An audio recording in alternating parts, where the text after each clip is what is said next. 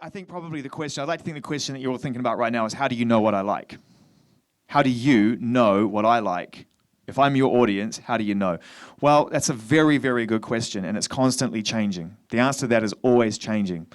Number one, you've got to be open to the answer. You can't just be completely dictatorial when it comes to choosing records and making, especially if you have free playlists. It's all the more important if you're told you don't have to adhere to a station-wide music policy, that you make your choices with respect out of what we think you guys are into, out of what we think the artist is trying to get across, and to a certain extent what we believe will make the best radio show, best sounding radio show. So there's ways of doing that, and in this day and age, luckily for us, certainly for James, who's a research fiend, things like Twitter stats, social networking stats make a big difference if we can see where bands are going, where the trajectory is. But that's not entirely the story. One of our big plays for a new band the other day was a band called Radkey from the United States of America. Trusted our gut, loved the band. They have like 600 Twitter followers. No one is there yet. But we love them, we think they're great. So you can see that it's there's multiple facets to the job. One is to try and bring you the music that we believe you like, listening to what you're into, following the text, talking to people on the street, going to shows, seeing the way things are building, but also trying to introduce you to new things that we think you might be into as well. And that is the balance. And that's not an easy balance on a good day. Let's ask a couple of questions. Like, how many people have an interest in actually being DJs, presenters? Okay.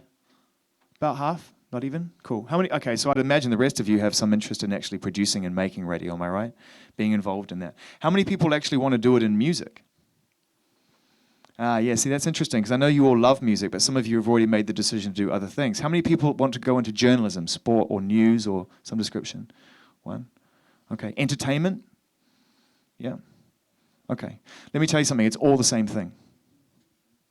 It doesn't matter what your interest is, in my opinion. It's all the same thing. It's an interest. And you've got to try and find the best way to convey your interest in that particular subject to an audience and sharing the feedback you get from them. Because that's what being a radio, James will tell you about the production side of things, but as a DJ's point of view, the gig is to connect. It's to connect an audience that have the same interest in something that you do, or be it a different opinion, like talk sport or a sports talkback station or something of that description. But in music, my job is to take a band or an artist and a song and try and get it to you in a way that I feel A, comfortable doing, and B, I think is the most exciting and effective way to do that. And if all aspiring DJs out there, no matter which part of the industry you want to move into, that I think is the gig.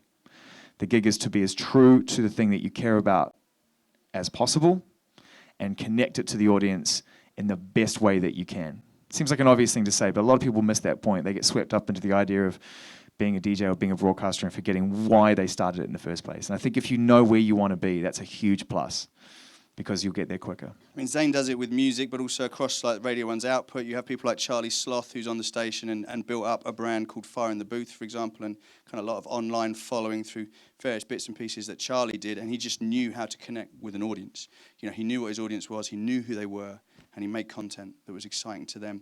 Phil and Dan, who are now on the station as well, Sunday nights, made incredibly creative, amazing content on YouTube, built up a huge following, a huge audience, because they're brilliant at connecting with their audience.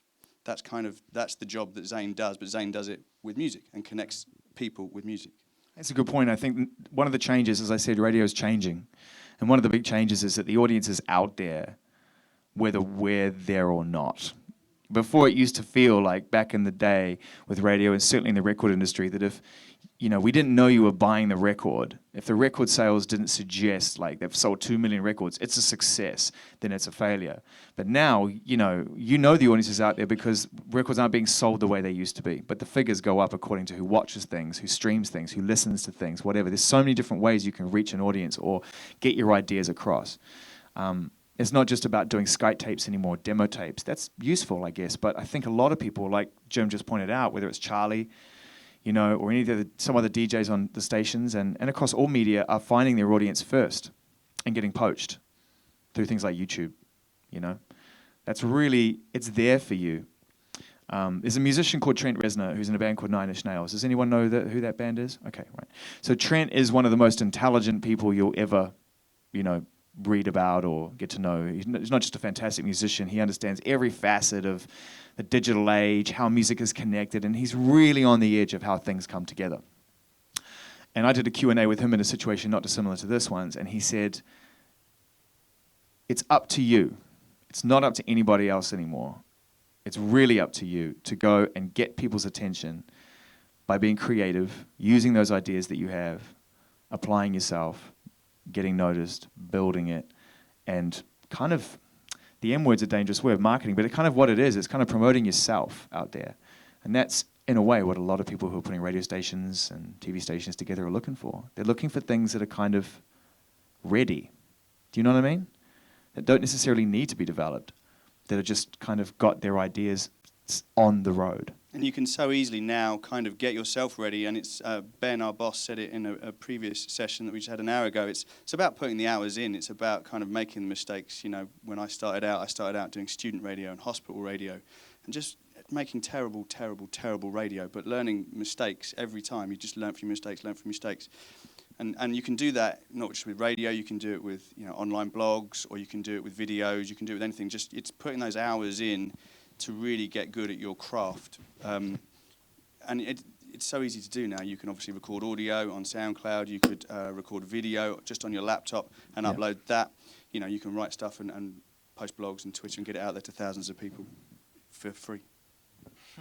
So weird. I mean, when we were upstairs before with people in the auditorium, and our boss Ben said, or you could just be boring and create a cardboard radio station in your living room and pretend, And that's, like, I'm not kidding. Like, I did that.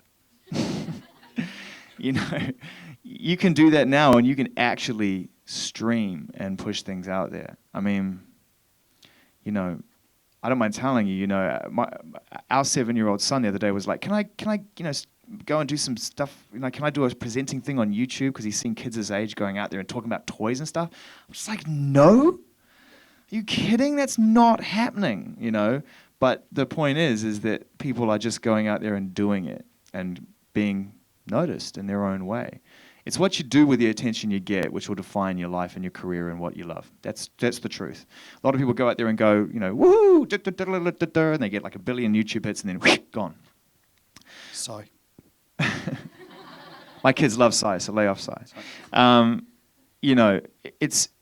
It's okay to go out there and get that attention, but just know that you want to end up doing a job. I'd be lying if I said I didn't want to do the gig I was doing on Radio 1. There was a time when it felt completely impossible, that it was never going to happen. No one was ever going to leave that gig. That was never going to change. It does.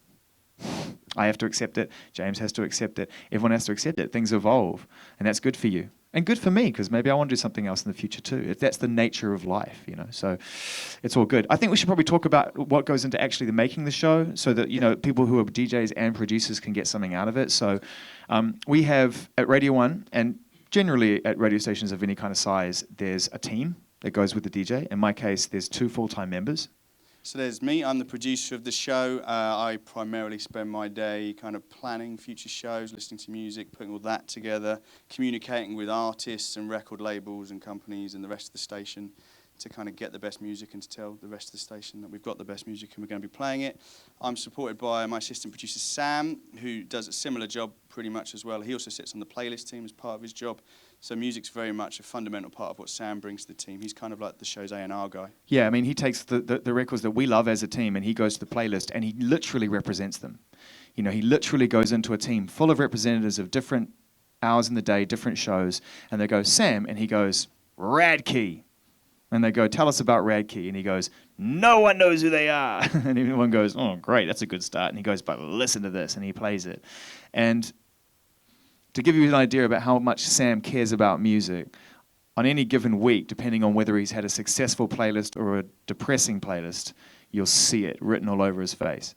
If he comes out of a playlist having gone to champion a record and he's been outvoted, he's devastated.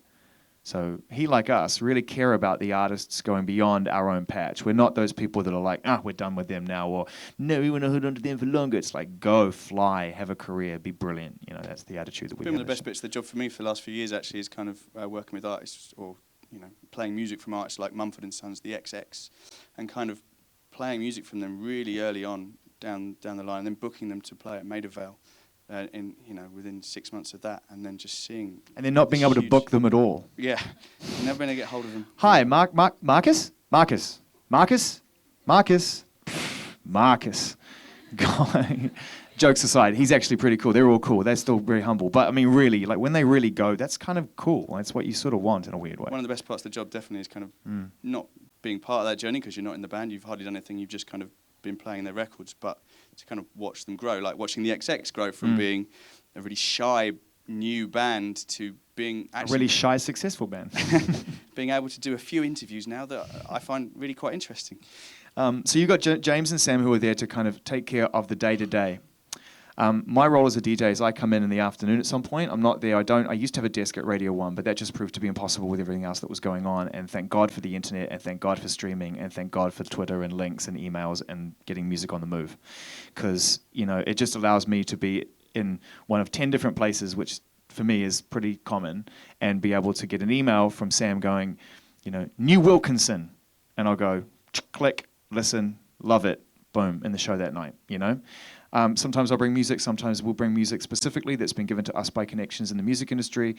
To a certain extent, the system does remain the same as it's always been, which is a lot of the record labels and a lot of the people who have jobs to take records and connect them to radio stations or TV stations, promo people, promo men and women, they want you to play the record.